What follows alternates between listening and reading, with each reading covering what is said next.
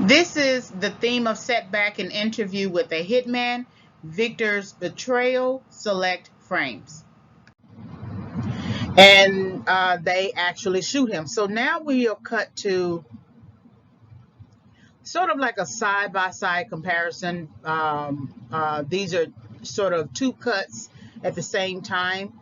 And this is Viktor resigned to continuing as a mob enforcer. And this is Franco as an older individual struggling with this idea. He's not going to say that he's struggling, but the little boy that you saw, the face that you saw in the little boy, some previous slides, frames, this is the older version of him who seems to not be able to take to the business in the same way that Viktor does. Viktor is very sort of cold, calculating,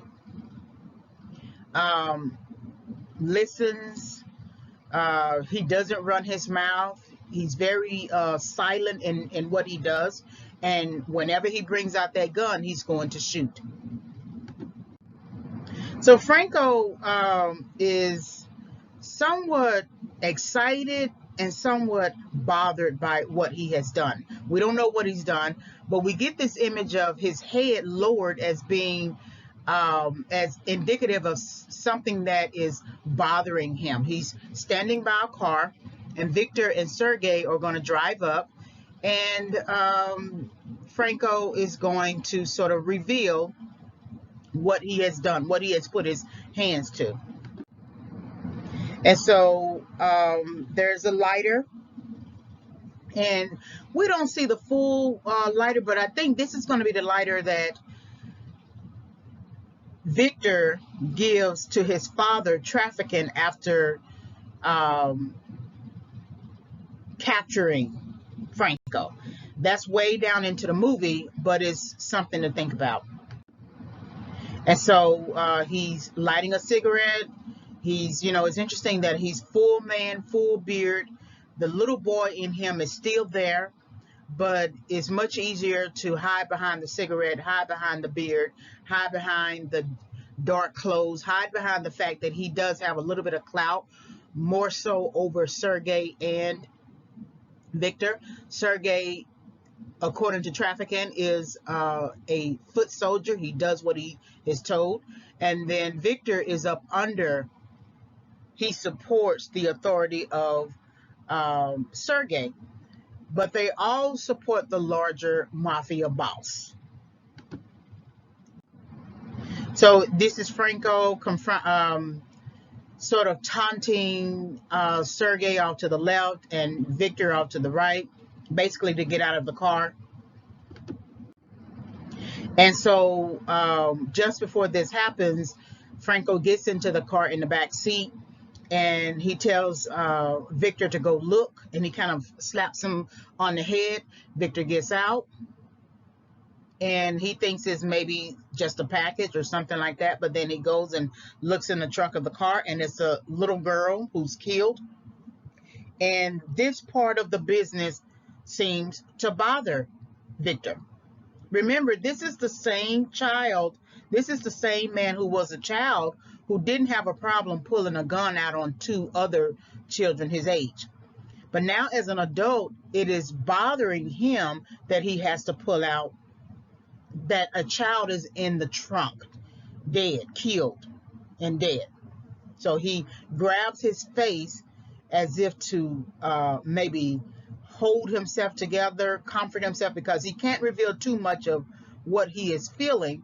Then it would reveal his disgust. And this is a little girl who's in a car. She's dead. And this is Franco laughing about it because he knows now that Viktor has seen what he has done, what he has put his hands to. Of all the things to put their hands to, these mob enforcers, they put their hands to hurting children. Of course, if this was Trafficant or even Sergei, had gotten to this problem and solved it much earlier before he killed the child, Sergei would have put the child to work. Trafficant would have put the child to work. remember, Bethesda was put to work as early as 10 years old. And so I don't know what age this young girl is in the trunk of the car, but they would have put her to work. But Franco escalates the problem. He ups the game. Instead of putting them to work, we're just going to kill them. And we don't know. We only know with Franco, our first exposure to him when Trafficant brings him to a head boss, and he looks shocked in his thinking, right? That's our only sort of introduction to him. And then we get this larger version of him. So we don't get the same kind of mob enforcer school lessons that Sergei gives to Viktor. So we don't know how Franco has been raised, in a sense, or we don't know how he has been schooled. And so he has no appetite for doing things the right way. His appetite is more along the line of being extreme. This is extreme because we don't see Viktor killing a child as an adult. And so Franco here I think there's a screw missing. I think there's a mental issue going on with him from the time that we saw him as a child, and his face looked very shocked. So now we are at this exchange. Franco is supposed to manage this exchange. There is Sergei, there is Viktor, who is an enforcer. And so they're going to do a drug trade where there's money and then drugs. And so the main boss is actually in the middle, but this guy right here is going to give over the suitcase. And so Franco looks at the drugs, he smells the drugs for whatever reason. I don't know why he's doing it the way he's doing it, but this is the drugs. And then there's something that turns off in him that he gets kind of spooked or something. And his head is not in the game. You know, he has other plans. No matter, even if the drug deal could have gone well, Franco had other plans from the beginning. And so he's trying to open up this briefcase that has money in it. Somehow he can't open it, and he gets up and he yells to Viktor to give him the gun. Now, a gun is not needed in this particular scene, really, but that tells you that Franco had already had plans to do something else. And so the guy who he's going to trade with is not impressed. You know, he's the son of a big mob boss himself. And Viktor is looking at Franco trying to open up the briefcase, unaware that Franco is going to mess up this drug deal.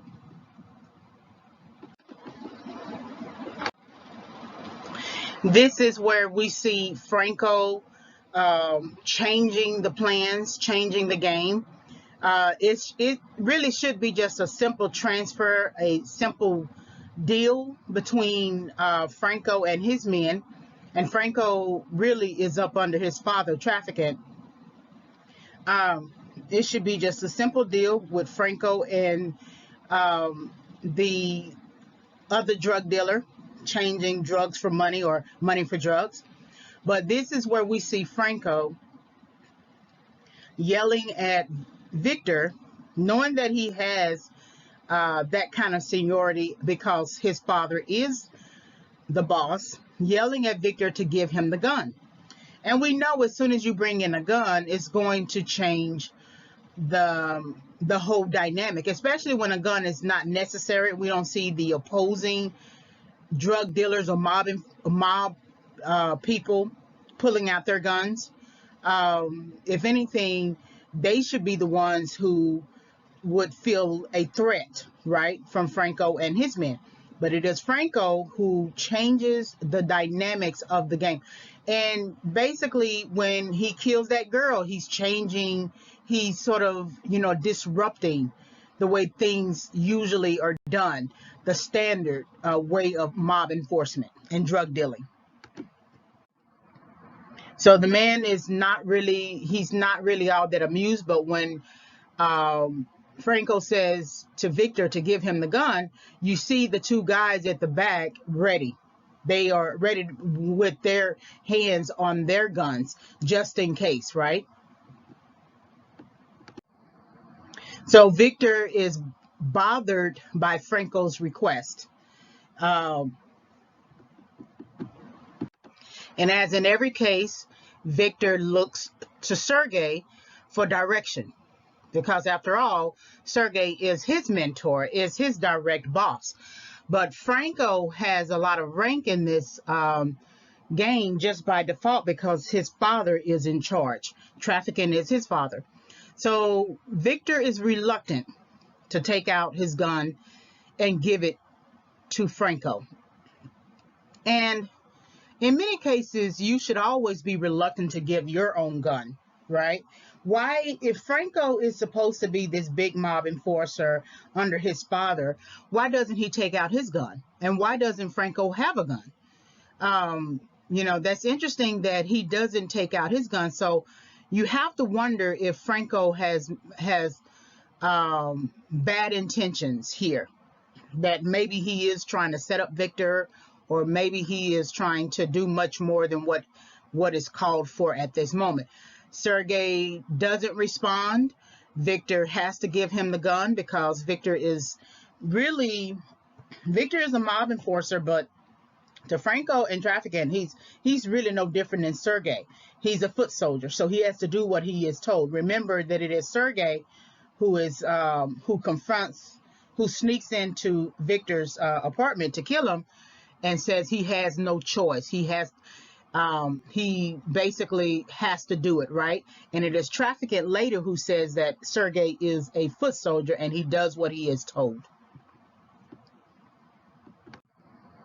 So Sergei doesn't give him any advice. Victor is still bothered by the request, but he ends up having to give over his gun. And Sergei looks at Franco, but Sergei is powerless. He's really powerless. Remember the difference, remember the parallel between Victor and Sergei when they are meeting with that other boss and Trafficant and Franco, that Victor and Sergei had their heads down.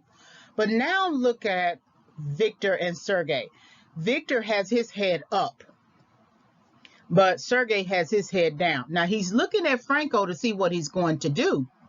And Victor is mindful of the room, just in case he does have to take out a gun and shoot the other drug dealers, mob enforcers. But look at Sergei and how Sergei reminds me of a parent who always has to deal with that wild child, that child who wants to stay in line. Even though Sergei is not Franco's father, he just reminds you of that person who always, he trusts Victor to do what he is told, to take the assignment, set the task, complete the task, and then report back. He trusts Victor, not just because he has trained Victor or mentored Victor. Victor is not a loose cannon. He's not a hothead. He may be misguided in his understanding about choosing to go that life, but he is certain of himself. He's sure of himself. You don't see him laughing the same way Franco is. So Sergei just reminds me of that kind of father figure, pseudo father, who always has to keep up with that one child. These two are, say for instance, these two are Sergei's kids, and he feels like he has to keep up with that one child. It's like going after that one child to sacrifice another. So I thought this was interesting, this sort of scowl that he's giving Franco. Of course, Victor gives him the gun, so he's holding the gun. And of course, Victor has a gun at the back of him, but we don't see Sergei with a gun. Remember when I told you about Sergei pulling out a gun in front of Victor's father, but not aiming it, not shooting it. I don't think Sergei is capable in that way of having a gun. Sergei can lead people, he can teach people, he can train people, but I don't even think he's really suitable to be a mob enforcer. But Franco puts on an act just before he shoots the main guy. So he shoots him, the other guys retaliate, right? And then Victor takes them both out because Victor has had much more practice than the other two men. We don't see Franco practicing and being trained by anyone, but we see Victor practicing and being trained by Sergei, and we don't see Sergei shooting anyone. And so Franco is slipping into his mental defect, his mental issues. We don't really know what those mental issues are, but he's laughing, and we're going to see another character do the exact same thing. I don't understand this kind of laughing. I don't understand how you can slip into this because I don't have personally mental issues, but it's scary to have a loose cannon. I do understand that. And so Victor is forced to shoot the other guys. Sergei still doesn't pull out a gun, and Franco is on the ground laughing. So then Sergei runs to Franco to sort of grab at him. And remember the image that we had of Victor on the ground and the two bullies attacking him, the one bully pulling him by the shirt, almost choking him. And so we see Sergei doing this exact same thing, this older guy, much more seasoned, trying to get this younger guy to act right. And then Sergei steps outside, and he's bothered by the whole exercise, doesn't really know what to make of it, but Trafficant is on his way. And so Trafficant is pulling up in the car. Sergei kind of straightens up like a good soldier. And then Trafficant crosses Sergei with his head down. So we see Sergei's head down when he's basically adjacent to Trafficant. And Trafficant is the boss, of course, and it makes sense. But that's when we see his head down. He doesn't do much more than when he is engaged. And so Trafficant is talking to his son Franco here, and he calls out, "Papa, I'm hurt." And Trafficant is really upset with him, but he doesn't really admonish him because he's concerned for his son. And I don't necessarily think he's concerned for his son because the son has been hit and he's bleeding, but he's concerned for his son because this son killed another son of a major boss. And so now they're going to have to cover it up. But I wonder how much Trafficant could have solved this problem much earlier in his son had he not put him into the business, had he not sort of put his son to work, right? That it seems like these mob enforcers, these mob bosses, that they are inclined to put their children to work. So that lets you know on some level they don't have enough money to let their children be free and go to private school away from the business. So these are really lower level mob bosses. And then Victor looks at that dynamic between father and son. Trafficant kind of looks at Victor. He doesn't let Victor in on the idea that he's going to set him up to be killed by Sergei. But Victor doesn't speak. He's just like that young boy he was when he was a child, just having that head down, not speaking, silent, etc. But his head is up this time. So Trafficant is telling Sergei, no traces. He doesn't say directly get rid of Victor. It's just understood, no traces, because he's not going to let his son take the fall for it, even though his son caused the problems. Instead, there needs to be at least a dead person from this particular mob crew. And so Victor is going to have to be the fall guy. He's going to have to be the scapegoated person to take the fall for his friend Franco. And it's really not his friend, but you know. And Sergei is bothered by this. He understands what he must do. And they both look at what the handiwork of Franco and what he has done, and they don't really understand the implications. But it's interesting how Sergei is standing on the side of a person that he's about to kill. That this is the same person that he raised from a adolescent, trained to kill, trained how to surveil, has developed a respect for each other, and he's going to have to kill him. And they're standing side by side. And they've been standing side by side from the time that Victor decided to become a mob enforcer. So Victor closes the suitcase, the briefcase that has the money. And we see the son of a major boss killed, shot in the head. So this news is going to get back.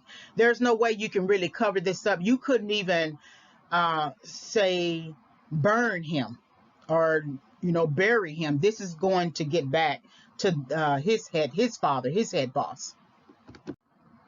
And so Victor is going through a door. This is his apartment door. And remember how I said that Victor sort of stays behind certain doors and doesn't come through.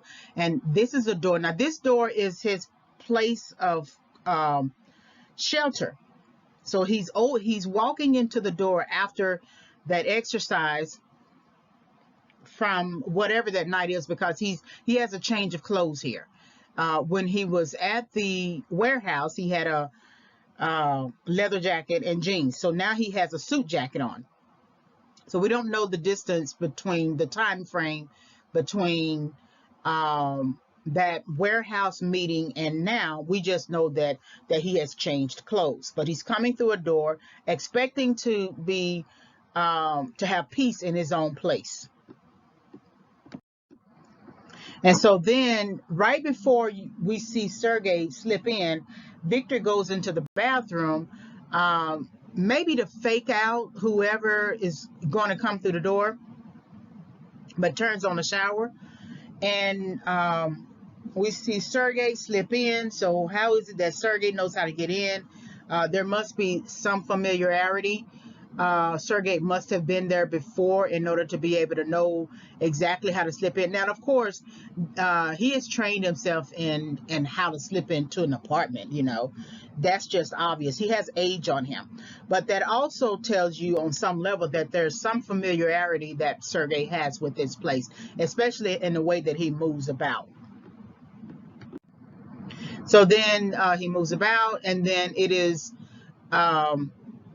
Victor who knows he's coming, and we don't know how Victor knows he's coming, but he knew he was coming because he had his gun out with the silencer. Now remember what I told you, that Sergei forgot how well he trained his pupil, that he trained Victor in this way of knowing when the enemy is coming in and being ready with a gun. And so he forgot, or he may be slipping, or maybe he wanted to be caught. Because it's interesting that Sergei wasn't already in the apartment. Whatever time frame Victor was away from the apartment, Sergei could have been in that apartment. And he could have been waiting to blast Victor. The fact that he didn't have that foresight tells you that he really didn't want to do this. But we understand that Victor knew on some level that he was going to be scapegoated, because why would he all of a sudden pull out a gun in front of his mentor? And so Victor is turned around by this, this person coming through the door of his apartment to kill him. And he's actually surprised, and it bothers him. So his face, whatever blank face he has had throughout the film, this face is a hurt face. And so, of course, he has to control the situation no matter who the person is. And so he keeps Sergei at gunpoint to make sure that he can control the situation, which is likely something that Sergei taught him to do. So basically, it's interesting. Sergei is receiving the fruits of his own labor, in a sense, right? The fruits of teaching someone how to be a mob enforcer. He's now experiencing it. And so here, Victor is looking at the choice of weapon. It's something that will blast Victor. It's a big, long, thick shotgun type weapon. And Victor is saying to Sergei, good choice. Here's that weapon that he hits a couple of times and says, good choice. And then Sergei basically goes into his spiel, goes into his speech. And whether he has prepared that speech or not is one that he has thought about when contemplating how he was going to kill the person he has helped and raised and basically loved. So he's really bothered by this. He's telling him that he has no other choice but to do it. And that if he didn't do it, that he was going to die. But it's interesting that his face changes from the time that he beat up Victor's father and how resolute he was in dealing with the father and punching him in the gut and everything, to now looking at the son. And it's interesting that he would kill the father. He killed the father and was going to kill the son. But Victor is well aware of how the system works. And so this is where we see Victor actually cry a tear. He doesn't do any heavy crying just yet, but we see him. This is the first time he didn't cry when his father was beating his mother. He didn't cry when his father was killed. He didn't cry when he had to leave his mother and move to a city. I can't remember any other time prior to this, but he didn't cry. But now he cries because Sergei was like a father to him. And if he's crying, he loved Sergei, whatever love means within this context. And so for Sergei to turn on him and betray him and want to kill him and not even try to come to him and say, we need to get you out of the country and fake his death. Remember when he shoots the father and the son, the father and the wife, and then almost the two girls? It's Sergei who basically says, "Let's get you out of the town and into the city." And it was sort of like a way of faking his death. There's nothing in Sergei that basically says, "Let's do this again. Let's make sure that you're not killed. So I'm going to stage your death. I'm gonna bring somebody in, stage your death, pretend you're dead, take some identification, right? And we're going to get you out of town, and no one will be the wiser." So Sergei, on some level, might have wanted to kill Victor, because there was nothing in him that said, I can't really do this. I'm gonna have to find another way. Even if Trafficant finds out, I just can't do this. And so that's interesting. I never thought about it until now, that Sergei was still willing to kill Victor. All the resources at his disposal, he could have easily found a way to smuggle Victor out of the country, and he doesn't. Victor's head turns because he is faced with a decision that he doesn't want to make. When he has to kill other people as an assassin, it's just not a decision that he has to make. It's just something that he does. He doesn't think about it too long. He gets it done. But this one, he's going to have to make a hard life decision, which represents his setback, because it's a setback for him. It's a setback for the relationship that he has for Sergei, and it's a setback for Sergei himself. Sergei, that he has to kill the person that he's been training. Viktor, he has to kill the person who has been training him. And then both of them, their relationship has developed.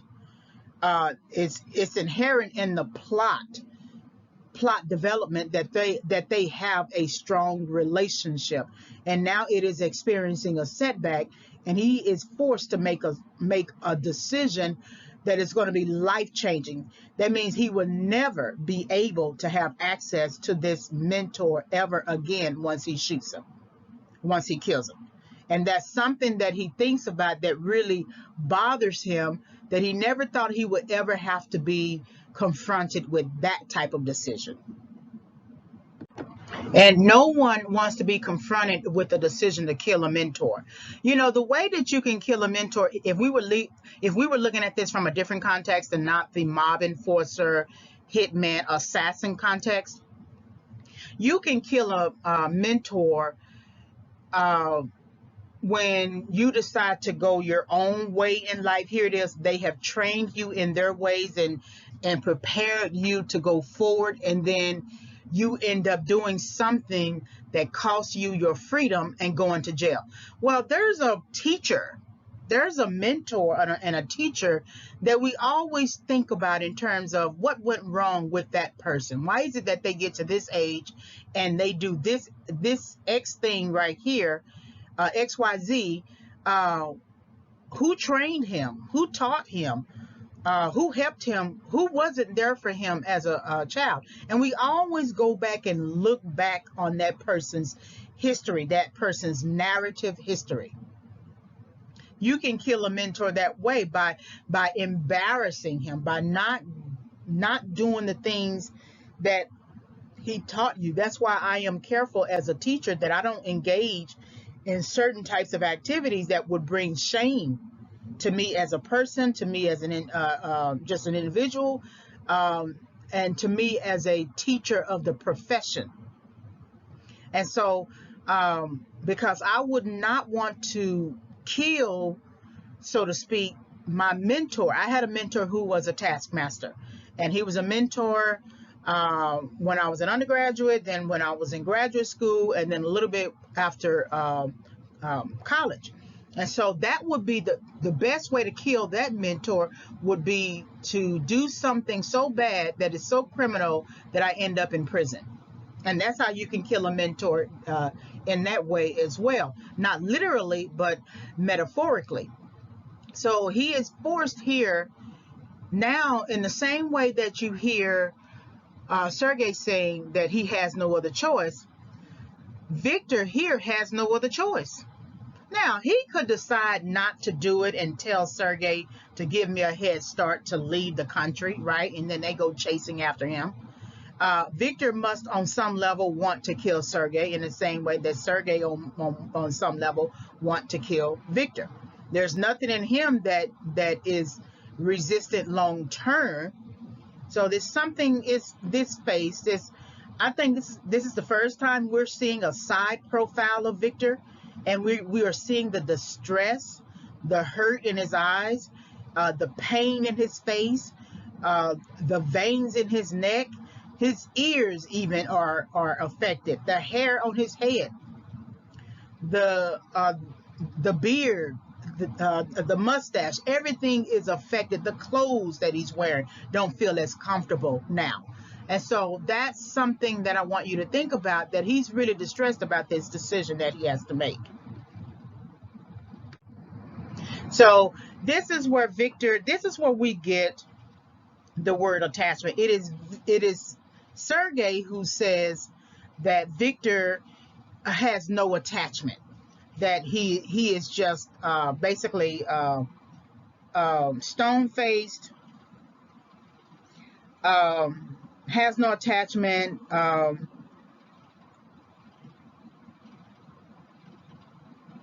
meaning that he's not really affected by the fact that he has to kill somebody. But it is Viktor who pulls out that bill that Sergei gave him as a child. And Sergei is actually surprised. So that bill meant something to Viktor. He didn't give it to his mom to solve a problem or anything like that, but it meant something to him for him to keep that all those years. He might have been 12, 13 years old when he first became a mob enforcer, maybe even 10, I don't know. And here he might be in his late 30s or probably middle 30s, right? And so no matter what, he has kept that for over 10 years.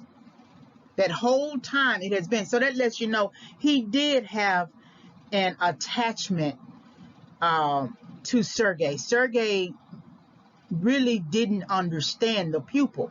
Even until his death here, he didn't understand the pupil. He thought he understood him as someone who is just a natural born killer, will do whatever he's told, etc. And he didn't really know his pupil all that well. Because if he did, he would have known that his pupil, his mentee, kept the bill that he gave him as for sentimental value. He never spent that bill. He never gave that bill over to anyone. It was something that he was attached to. And this is the reason why I decided to add attachment theory to the case analysis at the end of the film analysis, because it is Sergei who mentions the term. And attachment is a psychological concept that we are going to explore later. And so Viktor is making his appeal without really even speaking. The fact that his face is pain and he's holding his bill tells you everything about how he feels about Sergei, and how much respect that he had for him and how much love that he had for him. And so now this is where Viktor is forced to confront and kill Sergei. And in some ways, I wonder if Sergei is a pseudo father to him, a father figure, how much does this gun here represent Viktor's real desire to kill his own father? Now, he never gets the chance to do it, of course. It's Sergei who assassinates him. We don't see Sergei do it, but we just know that the father has been assassinated. And so it's probably not Sergei who did it. It's probably another foot soldier that Sergei sent to kill Viktor's father.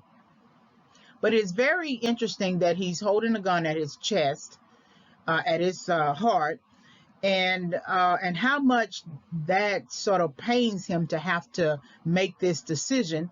And he shoots him quickly. He doesn't wait too long. He doesn't drop the gun. He doesn't have a change of mind. He knows that he has really no other choice but to shoot him, and he shoots him. Sergei is shocked by the shot, of course. His face changes. His face looks like death. And Viktor is turned around by this idea. It really bothers him. Turns his head. He can't even watch it. Can't even see it. And he drops his head there. This is where we see Viktor now faking his death. So these are men who were likely standing guard for Sergei, and so he takes them out in some kind of way, and he drags them to this apartment, and Viktor is switching out identification information, wallets, things like that, as well as this watch, so that when they come looking for him, they will think it is him instead of this person here. I don't remember what he does with Sergei. I don't know if he buries him, because he can't leave Sergei burned with the other men, right? Because if he does that, it's going to be revealed that he's actually really alive. So we don't see what he does. All we see is Viktor setting fire to the apartment.